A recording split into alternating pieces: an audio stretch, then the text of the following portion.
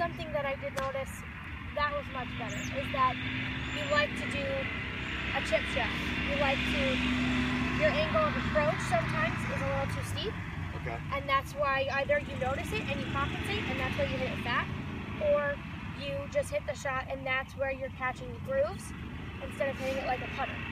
If you're catching the grooves, obviously you're putting spin on the golf ball and that's why it's stopping instead of rolling out like a bump and run is supposed to. So is that, am I breaking my wrists, or is it just, am I picking the club up too fast? You're just picking the club up a little bit.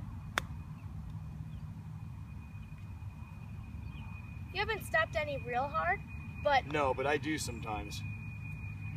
It definitely, a bump and run should be like a putting stroke. It's not necessarily that, where it's still low, but it got up to get over whatever and then ran out. The one before that, you did come up a little bit, and that's why it went so high. Okay.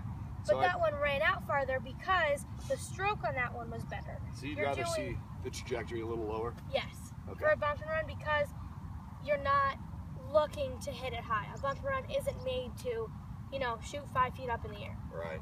It's kind of like a screamer. You just want it skimming the ground, so then run out towards the hole and give you a better shot than a regular short game would be.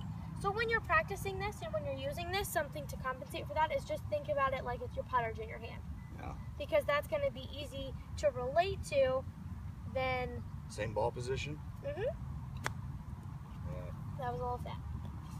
Yeah, I feel like I almost want to get a little forward tilt like my putter, you know, because I lean my forward putter. You like to lean forward. Just not a lot, but a little bit. I feel like I almost want to carry that over here. Do you see what happens to my club? Yeah, I'm going to de-loft it. So then I'm just doing this. Yeah.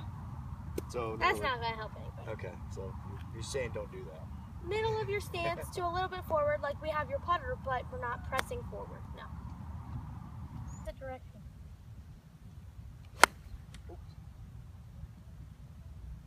Alright, that's a perfect shot to segue into one of the things I'd like to address.